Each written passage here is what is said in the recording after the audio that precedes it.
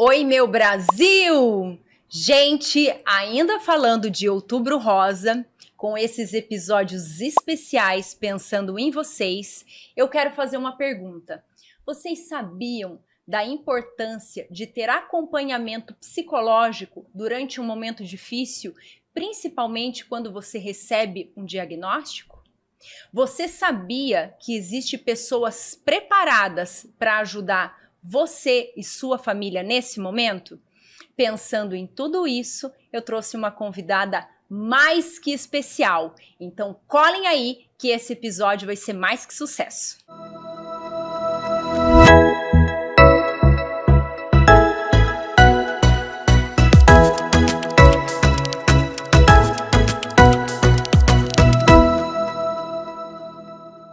Lindos, eu apresento a vocês Michele Serviglieri. Michele, seja bem-vinda. Obrigada, Ana. Obrigada pelo convite. Inicialmente, é um prazer, uma honra, né, estar aqui num momento também super importante que é o Outubro Rosa. Ai, eu tô muito feliz de você estar aqui. Obrigada. Fica lá escondidinha nas redes sociais com um conteúdo tão maravilhoso, Sim. com tanto conhecimento que você tem aí a oferecer. E hoje, minha filha, eu vou te pôr na parede, você vai falar tudo. Vamos lá, Ana, Gente, prazer. Que bom, tô bem feliz. Obrigada. E para vocês entenderem um pouquinho, eu vou contar ela aqui, ó, vou contar dela. Psicóloga, especialista em psico-oncologia, também em neuropsicologia, terapia cognitivo-comportamental e psicopatologia. Trabalha com pacientes oncológicos há mais de 15 anos.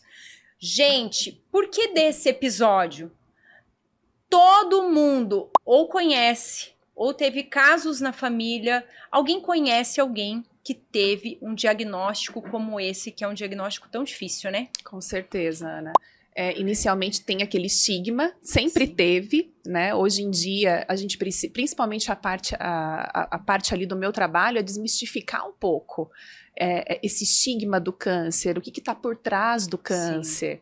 Né? Então, a minha parte, muitas vezes com a família e com o próprio paciente, é explicar, né, todo esse processo, né, toda essa jornada que o paciente e o familiar vão vivenciar. E desmistificar, trazer um pouco de alinhamento, né? Porque muitas vezes se tem muita confusão, né? Quando se recebe o diagnóstico, o paciente fica muito confuso, fica muito fragilizado, fica muito vulnerável, né? E o familiar também. Sim. Né? Então, o familiar muitas vezes serve ali como apoio, como acolhimento, mas muitas vezes esse familiar não tem essa estrutura. Sim. Então, a psico-oncologia, o próprio psicólogo voltado para essa área, vai contribuir muito para esse alinhamento, para permitir que essa relação ela sofra quanto menos danos possível, melhor. Né? Justamente por essa fragilidade do momento. Isso é de extrema importância. Nossa, sensacional. E, gente, vocês já viram o que vai ser o episódio de hoje. Então, eu já vou pedir para quem está aí, curte o vídeo e compartilha com o máximo de pessoas que vocês puderem. Por quê? Hoje aqui a Michele vai trazer tantas informações e informações tão importantes até mesmo para você, que às vezes nunca passou por isso, mas que muitas vezes você pode servir de apoio para alguém. Então, seja generoso, compartilhe esse vídeo porque ele é um vídeo de extrema importância. E antes de começar, porque eu sei que esse episódio eu não vou querer parar um minuto, eu já vou fazer meus merchans aqui, já vou falar dos meus apoiadores, dos meus patrocinadores. Então, para as mulheres no meu Brasil, quem ainda não conhece a Estilo Z, precisa conhecer. A Estilo Z da minha amiga Débora, minha parceira. Lembrando, já vou falar, não posso esquecer, tem cupom Anatalks Podcast. Quem for lá na Estilo Z, só chegar e falar que está acompanhando o Anatalks, vai ter um desconto, assim, especial. Gente, a Estilo Z é uma loja de roupas femininas para todos os gostos e todos os bolsos. Mas ela tem muitos diferenciais. E entre eles, a qualidade, não só das peças, mas em todo o atendimento, eu digo que ela presta até uma assessoria. Então, convido vocês, mulheres, convido você também a ir conhecer a Estilo Z, Obrigada. que eu sei que vocês vão amar. E quem puder ir ali conhecer a Estilo Z, e já quiser conhecer na frente ali, no mesmo centro comercial, pertinho do Shopping Curitiba, já pode ir lá conhecer o meu amigo Rudy do Salão Carlos, que com muito carinho cuida dos cabelos de homens e mulheres aqui de Curitiba. Então convido vocês também a conhecer. E também já vou fazer o teu também, tá, Tiaguito? Gente, vou falar dos meus meninos de ouro. Eu adoro falar deles. Para você que tem aí seu projeto na gaveta, quer fazer seu podcast, quer fazer algum conteúdo diferente, vídeo aulas. Ai, gente, é tanta coisa, uma ideia de uma mentoria. Olha, culinária, o que você tem em mente, você precisa vir aqui apresentar seu projeto para meus meninos. Eles vão alavancar o teu negócio. Olha, aqui no estúdio nós temos 2 opções de estúdio, com mais de 30 opções de cenário, que vai personalizar aí para você conforme é a sua vontade, fazer um negócio que vai ter a sua cara. Então convido vocês a conhecer os estúdios DigiCast e junto aqui nós temos a DigiWin, que é a nossa agência de marketing integrada e que eu vou falar para vocês. Um marketing bem programado, bem organizado, não tem erro. Tanto no orgânico quanto no... Esqueci o nome? Quanto no tráfego pago. Olha aí o Covid, doutor, que eu te falei. Olha aí, Michele, que eu te falei, ó. Covid judia da gente. Vocês estão dando risada em casa, mas é sério. Então, olha só. Convido vocês, colhem aqui na DigiCast DigiWin. Ah, e se você quer vender mais, filho, DigiWin. Quer vender mais? Cola aqui que vai ser sucesso. Já vou deixar aqui, ó, @DigiCast DigiWin, Rude estilo Z. E agora eu vou para esse episódio que eu estou empolgadíssima para esse nosso bate-papo. Vamos lá. Quando a gente conversou, e eu fiquei muito impressionada, eu não sabia que existia uma área da psicologia voltada para essa área. Exatamente, Ana. Não é tão divulgada, né? Eu acho que não se fala tanto também. Eu nunca tinha ouvido falar. Mas a psico-oncologia, ela é uma interface entre a psicologia e a oncologia. E ela presta exatamente os cuidados, não só para os pacientes, nem só para os familiares, mas também para a equipe, para a equipe, né, para os profissionais que estão atuando ali diante do caso, para a enfermagem, né? Então, o psico-oncologista, ele faz todo esse encaminhamento, ele faz todo esse processo ali de apoio, né, de suporte para todos esses profissionais envolvidos também, que é de extrema importância. Sim. E deixa eu te perguntar, o que te conectou a essa área da psicologia? Então, Ana, boa pergunta. Na verdade, assim, ó, eu acho que a parte da oncologia, eu entrei, ela me chamou.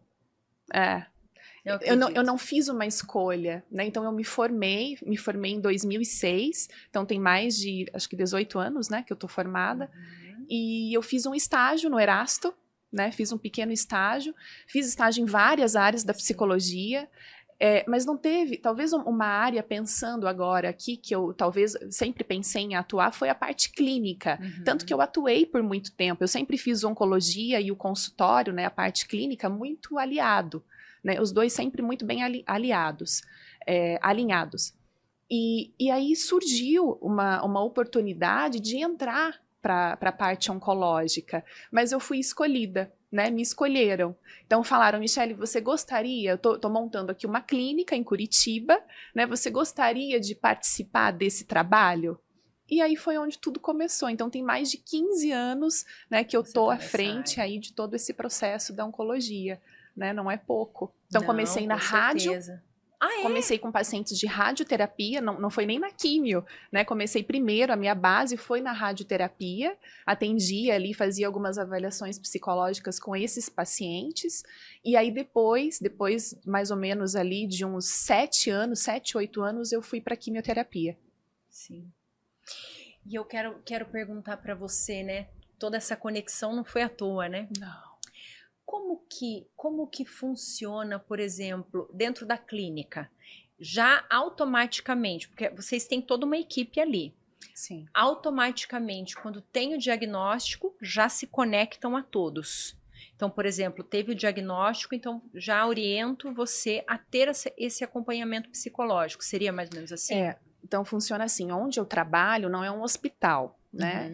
A gente fala de ambulatório. Tá. Então, esse ambulatório, quando o paciente ele é encaminhado, ele já é encaminhado para fazer radioterapia ou a quimioterapia. Tá. Ele já está com todo o processo de tratamento em mãos. Muitas vezes já fez a cirurgia, né? Então, eu encontro esse paciente nesse momento para ingressar ali, né, a quimioterapia. Entendi. E aí, eu posso contar um pouquinho daí, Ana? Claro. O que eu faço? Aí, o que acontece? Esse paciente, ele ingressa, né, inicia o tratamento de quimioterapia, e aí eu também, inicialmente, já faço uma avaliação psicológica com esse paciente. Eu faço também a aplicação ali de uma bateria, de uma escala, que mede tanto depressão quanto ansiedade e também o de estresse, que é o nível de sofrimento desse paciente, o nível de angústia desse paciente. Então, a partir também dessa medição, né, através da escala, eu já obtenho ali algumas informações sobre qual é o perfil de paciente que eu tenho, né? E já adianto também o que eu posso ter lá na frente, de possíveis sintomas, né, mentais. Porque é comum a depressão chegar junto com um diagnóstico como esse? Com certeza, Ana. Normalmente, essa depressão, ela já vem. Muitas vezes esse paciente não sabe, ela já está instalada, esse paciente não sabe.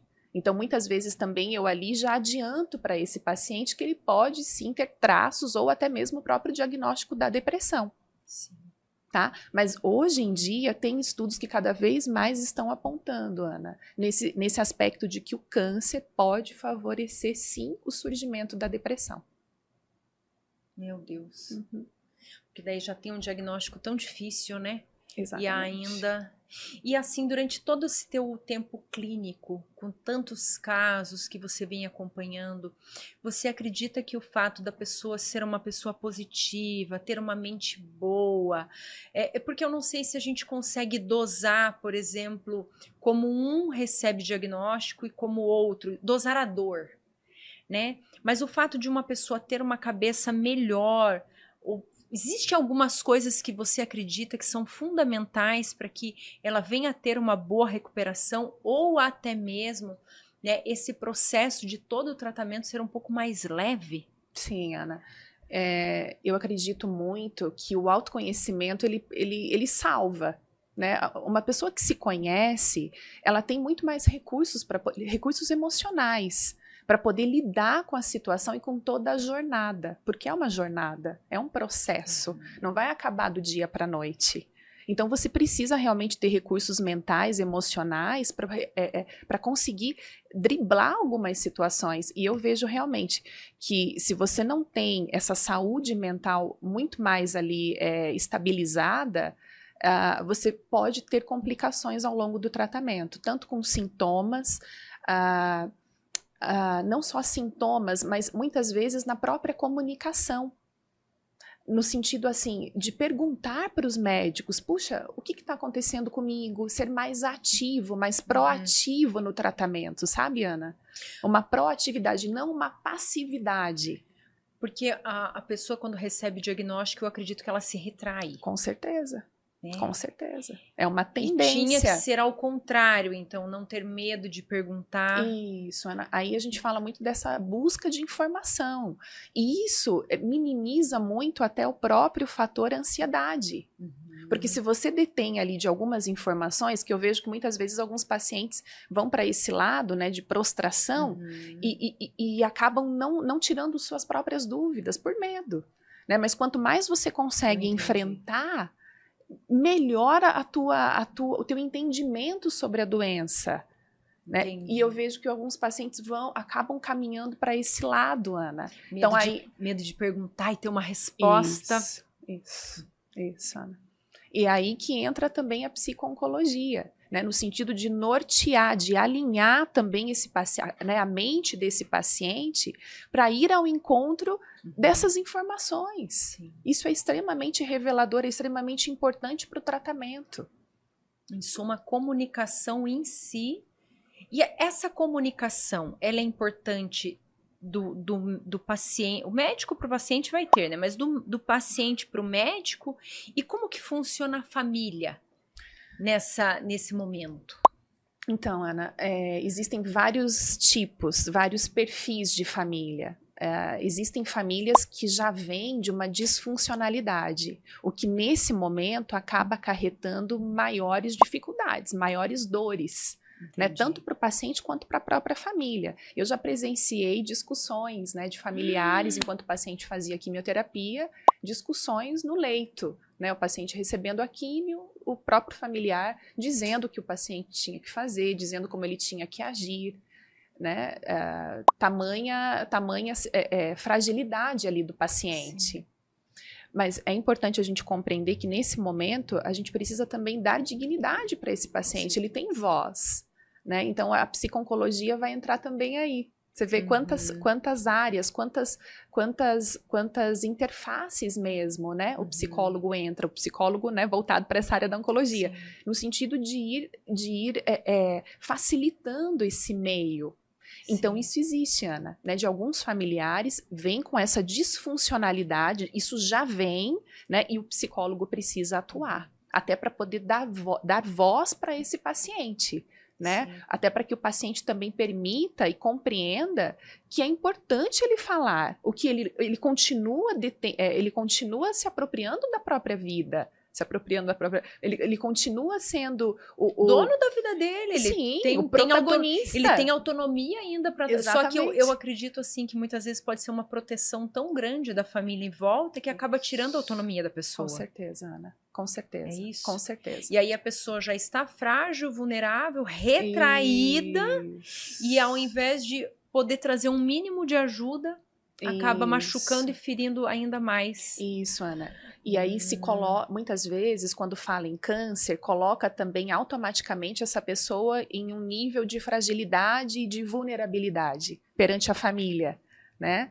Então, às vezes é aquela pessoa que como se diz, é o arrimo de família. É a pessoa que sempre trabalhou, que sempre levou dinheiro para casa, tem um nome. Provedor, Ana. É o provedor. E aí ele se coloca, muitas vezes aquele provedor, quer dizer, os próprios filhos, a própria esposa, vê aquela pessoa em uma situação ali de mais vulnerabilidade. Isso impacta a família. Sim. Né? Claro, o próprio paciente. Sim. Né? Então aí o psicólogo precisa entrar e precisa mediar essas relações.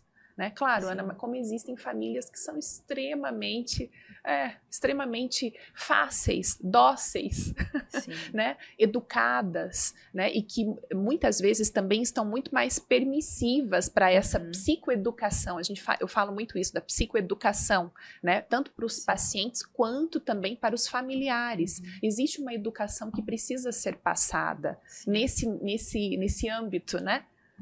Sim, e vendo que mesmo sendo num momento aliás, por ser em um momento tão difícil, a necessidade de você ter esse apoio e que é totalmente diferente de um familiar que ele também não está sabendo lidar com isso. Isso, Ana, isso. E você ter alguém ali para te dar um norte, para te trazer segurança, muitas vezes para até mesmo avisar, não sei se vocês falam sobre o processo do tratamento, por exemplo, como vai fazer lá uma cirurgia. Sim. Vamos falar do câncer de mama, que muitas mulheres têm que fazer ali uma cirurgia radical. Então, quando já se tem esse diagnóstico, vocês trabalham essa questão também? Sim. Quando tem o próprio diagnóstico do câncer de mama, né? Isso, e que vai ter que fazer, por exemplo, uma cirurgia radical de retirada de mama. Sim. Então, assim, eu acredito que é algo tão impactante, né? É uma perda. Sem cortar, sem falar sobre os riscos, mas falando da cirurgia em si, né? Com certeza. Para a mulher, aí vocês conseguem trazer um preparo para ela, um conforto para esse momento? Sim, isso que você fala é muito importante, porque na psico-oncologia a gente fala muito da validação dos sentimentos, inclusive as perdas. Né? Quando a mulher vai para uma cirurgia de mama, seja ela, às vezes pode ser um quadrante, é uma perda também. Sim. Então isso é extremamente importante, a validação desses sentimentos. Não vai adiantar eu virar para essa mulher e falar, olha, vai dar tudo certo.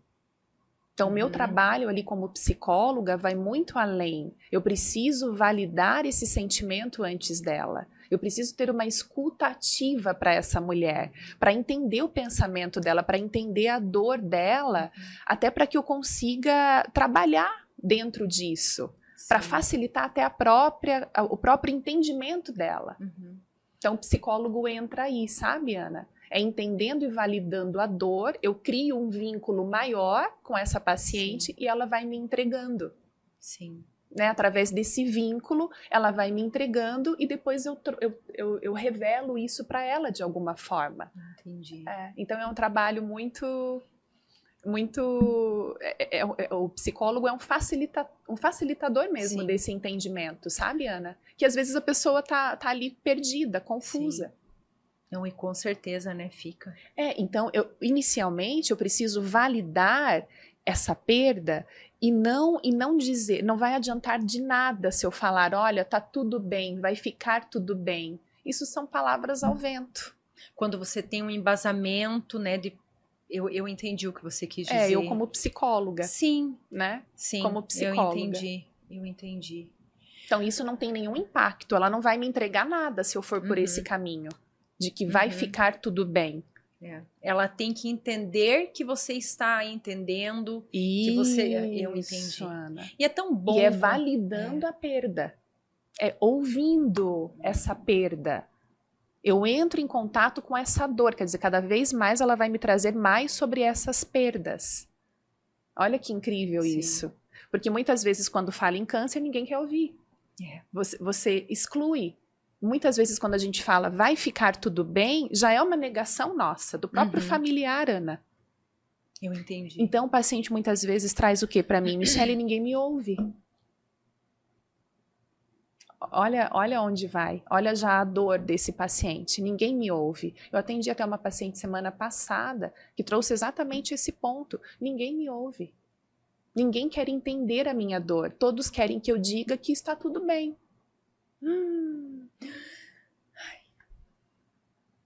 Por quê? Porque daí isso facilita, até para os próprios cuidadores. Mas eu acredito que quem está ao lado... ela também está sofrendo numa proporção tão grande e daí a pessoa não sabe lidar com isso, Ana. tem o medo da perda, porque quando você recebeu um diagnóstico desse é algo assim, né? Sim. Sem palavras para descrever, e eu vejo assim que é tão... não consigo achar uma palavra. É uma tortura tão grande que eu vejo que tanto para o paciente, a família sofre pelo diagnóstico, medo de perder a pessoa, não sabe como lidar. Aí, não, vamos falar que tá tudo bem. Isso, para minimizar. Isso já que nós não sabemos lidar, vamos pensar assim. E não que não vá ficar, né? Não que palavras positivas não venham a ter um peso, um impacto. Né? Não tem, exatamente. Tem, exatamente. Só Mas que é além, né? É além, Ana. Nesse processo do câncer é além. E aí, eu acho que uma coisa importante também é você, quando você adentra, né, esse mundo do paciente, você descobre ali o ouro. O paciente traz tudo para você, a partir do momento que você deseja ouvi-lo. Então, isso é muito rico. E muitas vezes é aquilo que a gente estava conversando. O familiar não tem essa estrutura. E aí eu preciso também falar para esse familiar que não dá para ele ficar como rede de apoio. Olha daí onde caminhamos, né? Sim. E aí o psicólogo precisa ter essa firmeza de muitas vezes falar para aquele cuidador que não dá. Esse cuidador precisa primeiramente também se cuidar, para depois ser um cuidador. Porque como que, por exemplo, eu vou cuidar de você se eu não estiver bem? Exatamente. Então, para quem está ao lado do paciente, ele precisa estar tão bem quanto para poder auxiliar. Exatamente. Porque, Ana, assim, o câncer, ele gera... São muitas adaptações, em vários aspectos. Muitas vezes o paciente, ele perde a noção até mesmo de quem ele é. Isso, tipo, um dano psicológico em virtude ao tratamento, à doença ou não? Como? Pelo impacto da doença, muitas vezes, e pelo próprio estresse que é gerado, né, e tudo que ele também tem de entendimento sobre câncer, porque cada um tem suas crenças próprias sobre câncer, isso tudo impacta a pessoa. Entendi. Então, muitas vezes esse paciente ele não vai conseguir ter a mesma performance, Entendi. ter a mesma funcionalidade. Isso vai impactar, a pessoa fica confusa. Isso sem ainda ter recebido quimioterapia, radioterapia, sem ter ainda os efeitos Sim. neurotóxicos, né, que a gente fala. Sim. Ele nem entrou ainda. O próprio os pacientes falam muito, quando eles recebem um diagnóstico, Ana, eles relatam muito a seguinte frase, as seguintes frases. É como se fosse um soco na boca do estômago. É como se eu tivesse perdido o chão. Então a pessoa fica perdida. Perdida, Ana. Claro, aos pouquinhos, né, conforme ela vai compreendendo o processo, ela vai se adaptando. Mas inicialmente a pessoa tem esse choque. Quando você falou ali sobre a importância da rede de apoio também estar bem estruturada, você já viveu algum caso onde, por exemplo, o paciente fez o tratamento, passou por tudo aquilo, ficou bem e quando tudo passou, quem estava acompanhando adoeceu? Sim. Ana, é por isso que hoje a gente trabalha muito na prevenção, também com o familiar, né? Justamente, claro, a gente não consegue atender todo mundo, todas as famílias, todos os pacientes, né? Mas hoje se trabalha muito na prevenção, justamente para que se possa evitar isso. Para que possa evitar o familiar chegar nesse ponto, que foi isso que eu te falei. Muitas vezes eu já entro previamente e já digo para esse familiar, olha, tem outro familiar? Né? Porque aquele paciente eu já estou vendo, Ana, que não vai ser legal. Nem para ele, nem para o paciente. Então aí já tem que ter essa orientação, já precisa ter essa conversa. Mas existe muito isso, Ana, porque também às vezes aquele paciente não tem outro cuidador. Às vezes é um idoso, né? Só tem o filho, né? A esposa ou o marido faleceu, só tem um filho. Quer dizer, não tem essa opção. Se sobrecarrega tanto. Aí a gente tem que entrar também com trabalhos aí multidisciplinares, né, Ana? Na oncologia a gente trabalha muito com uma equipe multidisciplinar. Muitas vezes precisa contar com a ajuda de uma assistente social. Né? Quem que poderia... Será que a gente não pode contratar um cuidador? Muitas vezes isso é oferecido como opção para esse cuidador. Se a gente, né, se eu identifico ali que existe essa possibilidade de um não favorecimento na relação. É que eu também entendo que nós, seres humanos, assim, diferente de um psicólogo, um médico, pessoas da área da saúde que estudam, enfermeiros, entre tantos, nós ali, familiares, ninguém está preparado para isso. A gente não tem preparo para cuidar, para oferecer cuidado. Não. Né? Na verdade, bem falando, a gente também quer ser cuidado nesse momento, né? Falou tudo, é isso mesmo. Você também quer receber apoio. Sim, porque nem você sabe o que vai fazer. E assim, sabendo que a pessoa ali vai sofrer com o tratamento, não se sabendo se vai ter sucesso. Porque é uma realidade.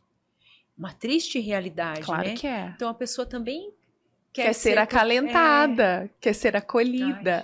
Ai, É complexo, né, Ana? Muito. É muito complexo todo esse processo, né? Tanto para o paciente quanto para o familiar, e para quem está em volta. Né? Adoece junto, chora junto. Só que hoje eu vejo, você falou muito dessa questão da positividade. Hoje a gente procura desmistificar isso também. A positividade ela é importante, mas é importante também existir clarificações. Né, transparências em alguns aspectos, e muitas vezes essas transparências podem doer, mas também aquilo pode ser importante naquele momento, né, para que o paciente também se reoriente. Você falou da negação, né? Ai, Nós estávamos falando antes, né? Falando antes sobre isso, sobre a síndrome da negação. Na verdade, Ana, hoje tem se estudado que são as fases do luto. Então fala, né, da negação, da raiva, como se o paciente passasse por várias etapas até chegar ao nível de aceitação. Hoje a gente já não está mais falando, não é mais a atualização disso, é a validação inicialmente das perdas até você chegar numa restauração dessas perdas. Então, que é isso que eu estava te falando há pouco. A partir do momento que você valida essa perda, o sentimento real vem. Então, o paciente consegue identificar, consegue passar muito mais fácil através dessa validação. Eu entendi. Agora eu entendi o que você falou sobre o autoconhecimento lá atrás. Agora, com tudo isso que você falou, eu consegui realmente entender. Porque ele vai conseguir passar de uma maneira clara para você, até mesmo para você poder trabalhar isso com ele. Isso, Ana. Então, veja, às vezes, claro, isso não vem pronto, é uma construção. Porque eu acredito que com o diagnóstico mesmo a pessoa perde a própria identidade ali no momento. Sim, é tudo muito confuso. Então, por isso que é importante o psicólogo atuar justamente para trazer tudo isso à tona. Mas eu trago validando, não negando, não excluindo. Eu não posso fazer, né, o que normalmente o senso comum faz, né? Então, eu não posso entrar nesse aspecto. Entendi. Nossa, gente, eu tô impactada. Lindos, deixa eu aproveitar de falar uma coisinha para vocês. Ai, se vocês estão vivendo um momento difícil como esse, conhece alguém que está passando por algo assim, pense com carinho em buscar apoio, buscar suporte. É tão importante você ter alguém ali com embasamento, com conhecimento para poder te ajudar. Com certeza. É um fardo muito pesado para todos, não só para você que está do lado do familiar, para a pessoa que vai passar por todo esse tratamento, e não só falando do câncer, né, doutora? Não só falando do outubro rosa, do câncer, mas em tantas outras doenças, né, que é tão difícil. Busque apoio.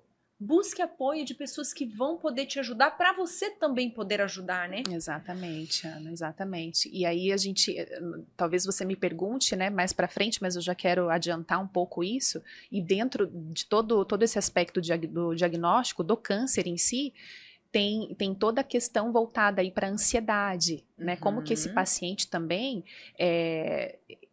ele, a partir do momento que ele recebe o diagnóstico, as possibilidades, né, de um transtorno está embutido.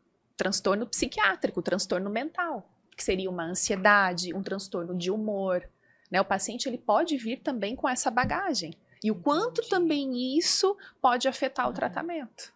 Muitas vezes até no sentido de aderir ao tratamento. Então, olha a importância da gente já identificar isso previamente, numa avaliação psicológica, Ana.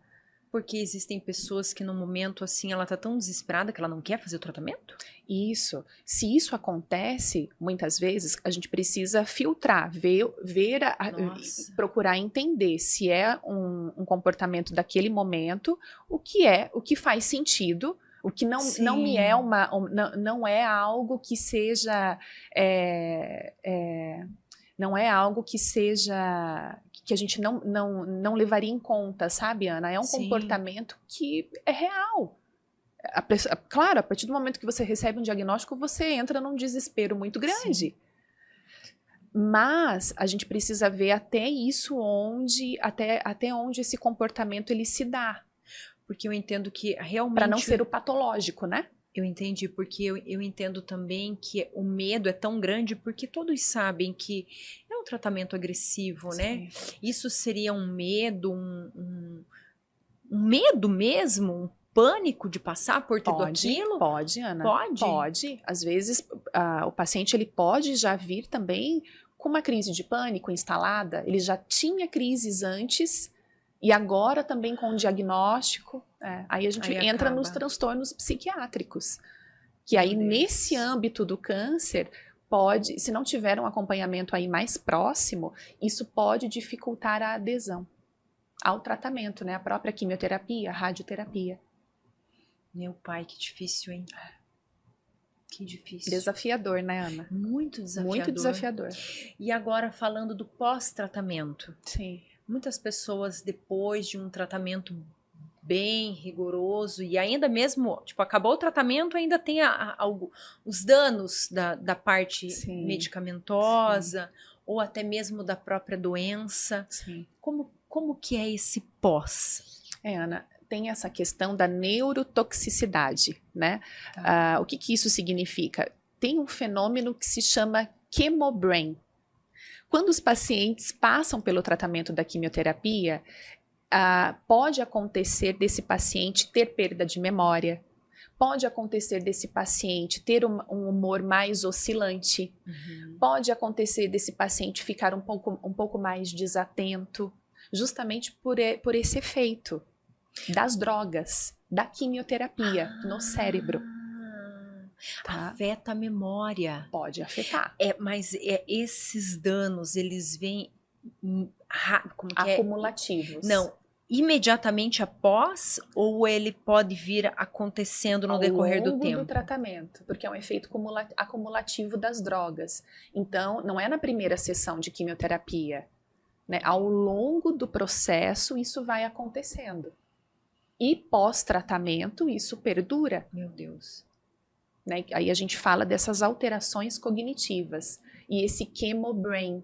Muitas pessoas, só para ilustrar, né, o que seria esse chemobrain, quando na época do Covid, as pessoas relataram muito, como se a mente ficasse fora, né, como se ficasse uma nuvem. Fora de órbita. Isso. O chemobrain é exatamente isso, é esse episódio. Ele ainda vem sendo estudado, Ana, mas já se tem relatos de que realmente esse fenômeno acontece em pacientes que estão passando pelo tratamento da quimioterapia. E pós-tratamento isso perdura por algum tempo. E existe, por exemplo, vamos falar um pouquinho da parte da memória. Sim. Existem algumas estratégias que pode ser adotada, porque eu fico imaginando, a pessoa já está saindo de um tratamento, ou está em meio a um tratamento que é invasivo, traz danos, medo, entre tanto, tudo isso. E ainda essa parte da memória. Danos emocionais e danos cognitivos, né? Tem impactos tanto emocionais quanto cognitivos. Aí, você falou das estratégias, né? Existe sim algumas estratégias. Que a gente fala até de reabilitações, né? Neuropsicológicas, neurocognitivas. E isso vai desde você colocar lembretes. Você pode até usar aquele Google Agenda, você pode usar Alexa, né? Você pode usar vários informativos, planners, para ajudar você também na tua rotina a ser lembrado. Porque isso também vai causando no paciente uma irritabilidade, Ana. O fato de você voltou a trabalhar, né? Você está ali na tua mesa, você acaba entrando ali em contato com uma irritabilidade maior por conta, às vezes, de desorganizações. Então, isso vai afetar também essa rotina. Sim. O paciente não é mais o mesmo. Então, isso precisa também, de alguma forma, ser dito. Sim. Né, que muitas vezes aquela falta de memória é por conta também dos efeitos da quimioterapia. E aí entra as estratégias para não sofrer mais essa frustração, Isso. Né? Porque é terrível, por exemplo, você esquecer de algo que você não queria esquecer antes. Exatamente, Ana. Né? Eu acho que dá uma frustração tão grande. Sim, Ana. Uma sensação de impotência. Impotência.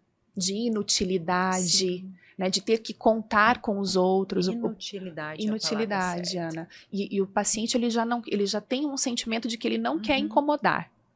E aí o fato de você ainda necessitar mais ainda do outro, isso causa ali um desconforto muito grande para o paciente. Aí a gente estava falando das estratégias. Essas estratégias, por exemplo, pode ser desde aprendizados novos. Você pode fazer isso até para você ir criando novos caminhos neurais, porque o teu sistema nervoso ele acaba sendo afetado, Ana. E quando o sistema nervoso ele é afetado, por ser muito frágil, alguns neurônios morrem. Então, para a gente buscar essa regeneração de neurônios, é importante a gente buscar essas estratégias, né? Seja através de leituras, de jogos, justamente para você trazer um pouco mais essa capacidade de novo cerebral. Como se você fizesse ali um exercício cerebral mesmo. E isso vai trazendo, vai regenerando. Né? É uma atividade física cerebral.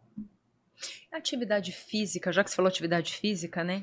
Ela ajuda nesse processo, tanto muito, na parte Ana. Do tratamento, quanto até mesmo nessa parte cognitiva. Sim, boa pergunta. Não só a atividade física, mas o sono, alimentação. Tanto que é uma coisa que a gente bate muito na tecla. Os profissionais ali voltados para essa área batem muito nisso.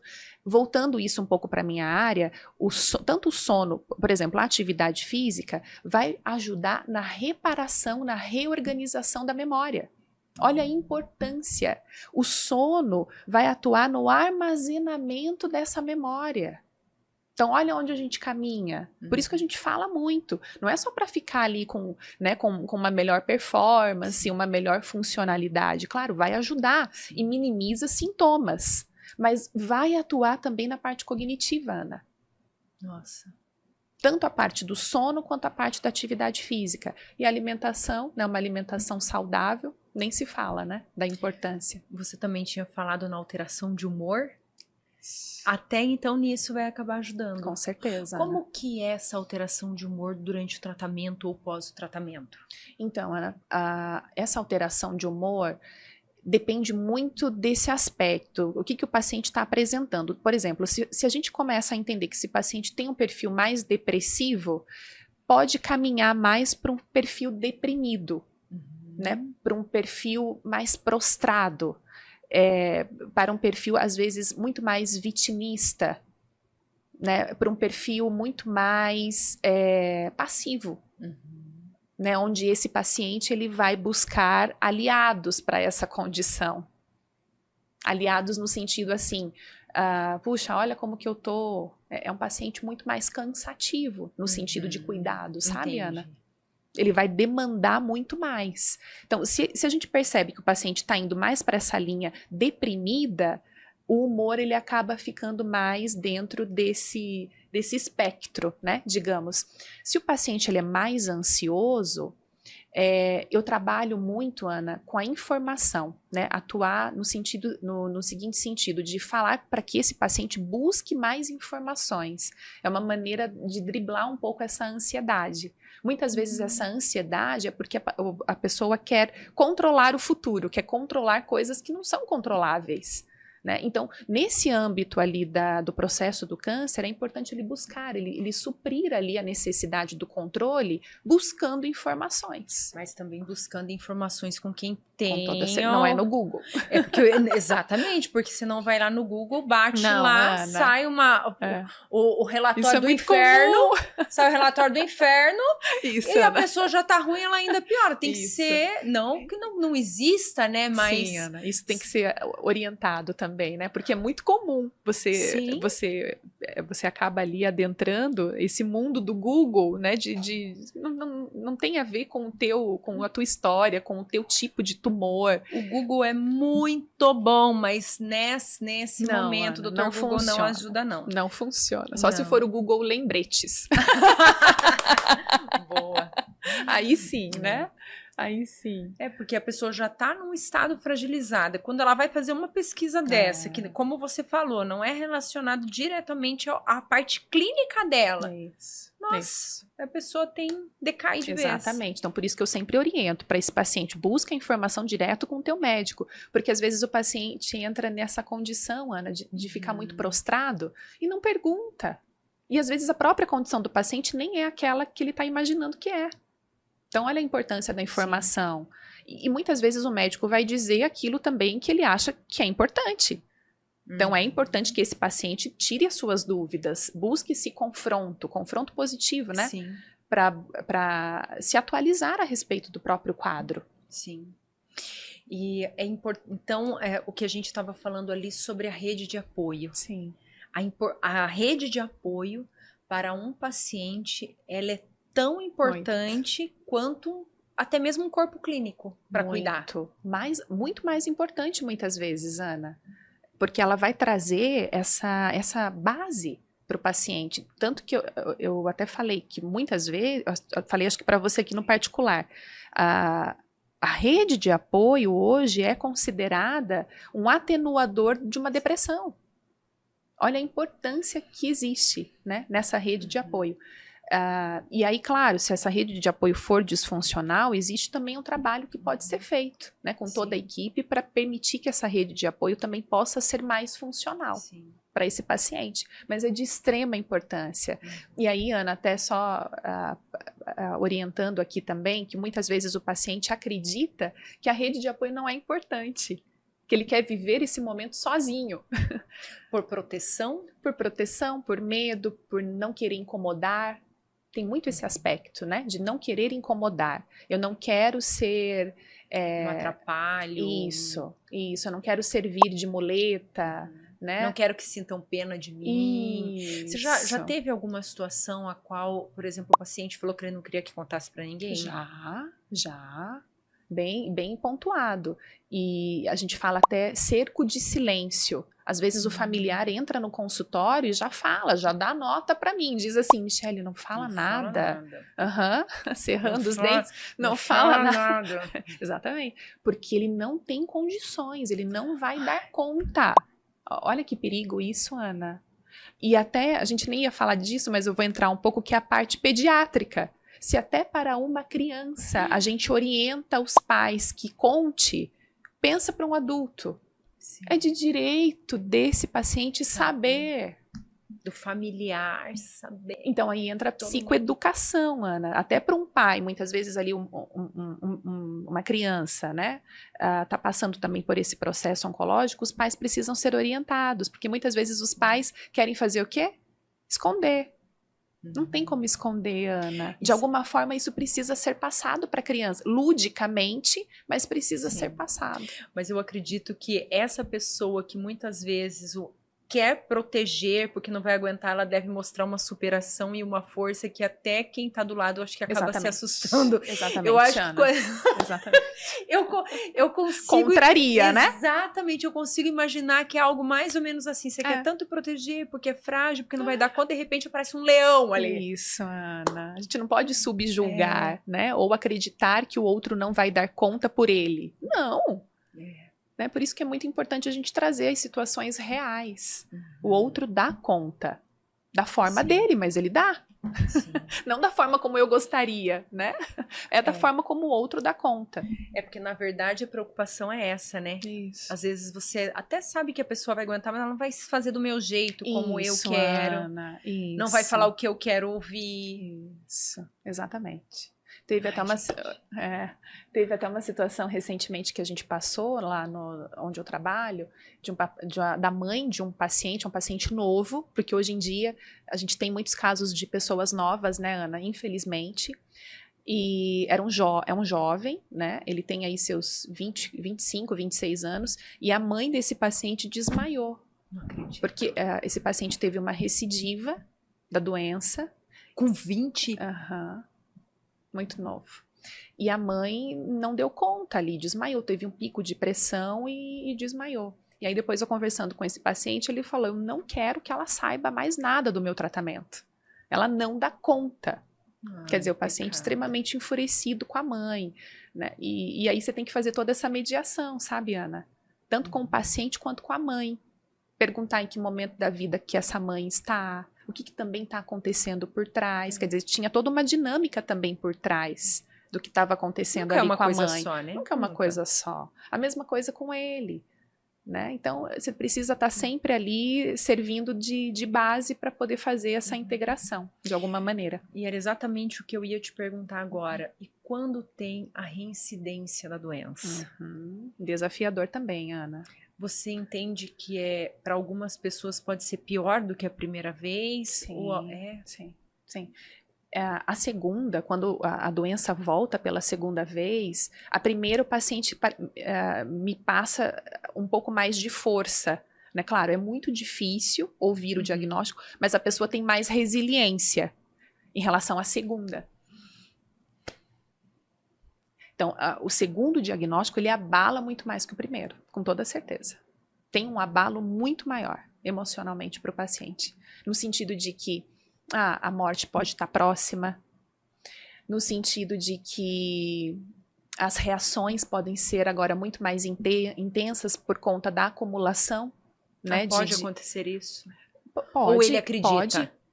Não, pode, né, por conta de todo o processo de química que foi já usada, né, o corpo ele já está um pouco mais debilitado, sabe, Ana? Eu acredito na dor da pessoa saber que ela vai ter que passar por tudo aquilo novamente. Ela já sabe como é.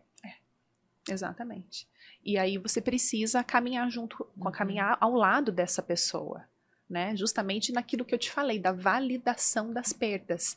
A validação das perdas serve para vários aspectos, Ana. Quando vem o retorno da doença, quando se perde cabelo, quando vai fazer uma cirurgia. Então, veja, são inúmeras perdas que a gente tem, né, no diagnóstico. Inúmeras perdas. E isso precisa de alguma coisa, de alguma forma, dar espaço, isso precisa ser pontuado sobre essa perda. Não é só, vai crescer. A gente ouve muito isso, Sim. né, Ana? Cabelo cresce. Cabelo cresce. E não se trata disso. A pessoa precisa trazer essa dor. Eu vou entrar muito nesse aspecto mesmo, aprofundar, justamente para que se possa aliviar um pouco. Ela possa se ouvir, né, e compreender um pouco mais a profundidade disso. Porque a pessoa já está tão fragilizada, né? E quando fala da imagem, né? As mulheres, né? E não só falando algo banal, né? Sim. Como se perante uma doença, mas não é muito além, É né? muito além, Ana. É muito além. É muito além. Tudo que isso acarreta, né? A mama tem um significado extremamente importante para as mulheres. Sim. Né? É autoestima, é autocuidado, né? Você olhar no espelho, né? Você vê que não tem mais uma mama, ou que não está tão regular assim, ou tem marcas. Isso são perdas muito significativas. Sim. E que muitas vezes isso pode ser encoberto pela mulher. Isso pode dificultar também atividade física, higiene do sono. Isso pode favorecer. Né? A pessoa não vai numa academia porque ela não está se sentindo bem com a blusa, né? Ou às vezes não vai também, não consegue fazer uma higiene do sono. A gente fala muito da importância da higiene do sono, né, Ana? Como que seria nesse processo? Então, de ter um momento para você, né? Você tomar um banho quente, você colocar uma vela, você criar um ritual para a noite, você tirar o teu celular de perto, né? Você criar uma rotina, um horário. Se permitir, né, de viver um momento assim. Se preparar para isso, porque muitas estão ali no automático, e isso é um autocuidado. Sim. Né? Isso é entrar em contato consigo, reparar, né, entender quais são os sentimentos que ficam, né, justamente para depois de alguma maneira trazer isso para o psicólogo. Isso é o autoconhecimento. A gente vai entrando nesse campo. Mas se a mulher não entra... Muito mais profundo, hein? Então isso está em pequenos, né, são detalhes, Ana. São detalhes por isso que muitas vezes os médicos, né, psicólogos, nutricionistas, os profissionais ali da equipe batem muito nisso. Não é à toa. Sim. Né, porque isso favorece um autoconhecimento. A alimentação, né, você compreender a importância que isso tem nesse momento principalmente, né? A importância de você se alimentar de uma forma mais leve, né, sem tantos... A doutora Ana falou extremamente, né, de uma forma muito, muito categórica essa parte, enaltecendo a importância dos alimentos. Sim. Hipócrates também falava, é muito bonito, Ana, eu trouxe até essa parte, ele dizia que ser saudável é uma questão de reconhecer o equilíbrio, e não só isso, mas de respeitá-lo. E de você... e viver conforme as leis da natureza. Então isso serve para a alimentação, isso serve para vários aspectos da nossa vida. A doutora Ana trouxe também essa questão do aspecto da natureza, comer aquilo que vem da natureza. Sim. Sim, ela falou muito sobre isso e foi tão interessante que quando eu parei para assistir o episódio, eu vi que esse episódio com ela se conectava com outros episódios de pessoas que passaram por aqui. Olha. É como se para mim, assim, foi até impactante. Desde o segundo episódio, né, Tiago? Com a doutora Luciana Mina, o segundo episódio que foi gravado, eles vão ser... É como se pegasse a Luciana, pegasse a Carol, que é uma psicóloga que fala sobre... as doenças psicossomáticas, aí pegasse o doutor Eduardo Cunha, que ele é um geneticista, aí veio a doutora... É como se cada um complementasse um que o outro. Então, assim, eu fiquei muito impactada. E assim, né, nos dias de hoje, com tanta informação que nós temos, né? Hoje a gente tem, se vende cardápios pelos olhos, assim, coisas tão apetitosas, mas hoje, com tanto estudo, tanto conhecimento, e todos os profissionais de todas as áreas possíveis têm batido nessa tecla da importância do, como diz, o alimento que vem de Deus, que teve um doutor que falou isso, e para mim o vídeo dele foi o melhor. É isso. O alimento que foi Deus que criou. Isso. Então, assim, a importância... Gente, quando a gente fala de bons hábitos, higiene do sono, atividade física, bons alimentos, é muito além de aparência, de ser um atleta, saúde, é evitar doenças, é tanta coisa. Tanta coisa. E é tão impressionante que, ó, a gente não falou que ia falar sobre isso. E todos os convidados que vêm aqui, não importa a área que ele acaba entrando nisso aí. Então, meus lindos, já fico alerta para vocês. Eu tô aqui, vou puxar a orelha de todo mundo. Muda um pouquinho por dia. Você não precisa amanhã comer semente de girassol e cenoura na hora do teu café da manhã. Não. Mas vai mudando, né? Ao invés de você comer uma carne processada na hora do teu almoço, selecione uma boa carne, uma boa salada, adquira novos hábitos. Tô sempre falando pro meu povo lindo lá de casa, mas tem uns ali, ó. Tô aqui, ó, eles são teimosos, minha filha. Ih, conheço esse povo aí. Então a busca pelo equilíbrio, você vê, já os grandes filósofos já traziam isso, né, Ana? Olha ali o que você falou. Quantos anos, minha filha? De se manter saudável é uma questão de reconhecer o equilíbrio e respeitá-lo. Né? E que a gente encontra isso muitas vezes na natureza. E assim, as doenças, ela vem de um desequilíbrio, né? De alguma coisa. Sim. Alguma coisa não tá legal, o corpo tá avisando. Sim. Exatamente. Então, que a gente consiga ter mais cuidado, né, Ana? Cuidado com aquilo que a gente... E o gerenciamento do estresse. Que eu acho que é que é o que eu tô falando aqui, né, Ana? Não vai fugir disso. O gerenciamento são esses pilares, é o sono, atividade física, alimentação e o gerenciamento do estresse. É esse entendimento do que está acontecendo naquele momento da tua vida, né? Quais são os traumas, quais são... A gente pode entrar aí agora em um outro assunto também, né? Veja, para a pessoa ter ali até um transtorno mental, uma depressão, uma ansiedade, existem alguns fatores que favorecem. A genética, né? Os fatores de personalidade, o que essa pessoa vivenciou, né? Esse ambiente, se esse ambiente ele foi validante ou invalidante, funcional ou disfuncional, e os traumas. Então, veja, para a pessoa ter uma depressão não é tão fácil assim.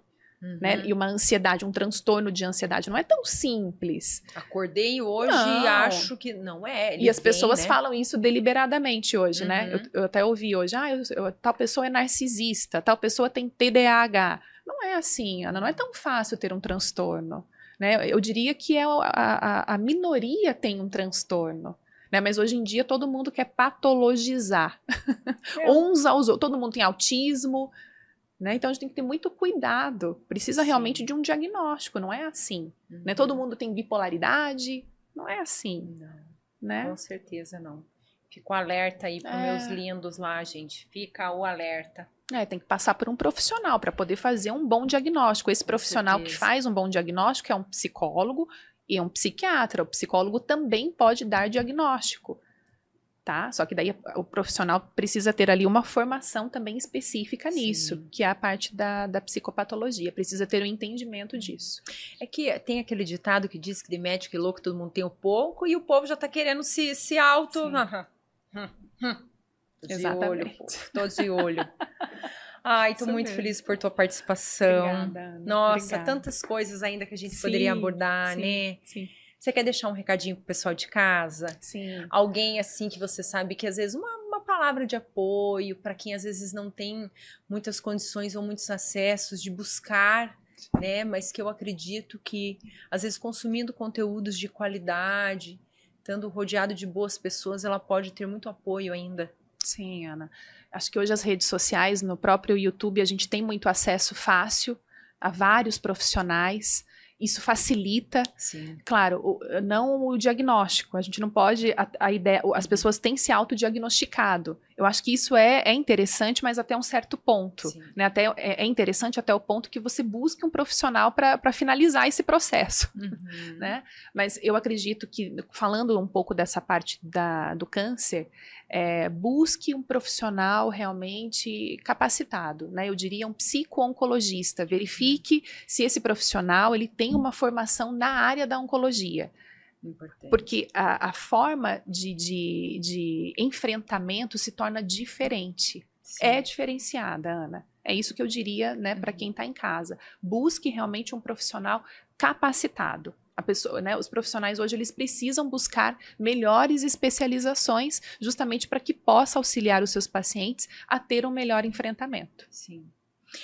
Ai, quero agradecer a tua presença, a tua participação. Eu que agradeço. Quero que você diga pro pessoal de casa aonde te encontra. Fala suas redes sociais, aonde você atende, conta tudo para quem quiser te achar. Sim, então, a minha rede social, eu atuo só hoje no Instagram.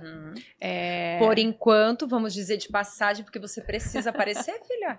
Verdade. Você não pode ficar escondida, não. Eu tô Verdade, aqui, ó, o povo de casa... mais, viu? né? O povo de casa vai brigar comigo, porque eles vão falar assim... Onde que ela tá? Eu vivo brigando com eles, que eles têm que aparecer. Sim. Aí você... E os profissionais, às vezes, estão escondidos. Não, bons profissionais têm que aparecer. Você tem que trazer teu conteúdo ao povo de casa, tá sedento pra te conhecer, consumir teu conteúdo. Não, mas pode buscar lá, eu tô sempre que possível, eu tô nos stories, Michele Cervellieri, tudo junto, meu sobrenome é um pouquinho difícil, mas depois talvez... A gente deixa aqui embaixo.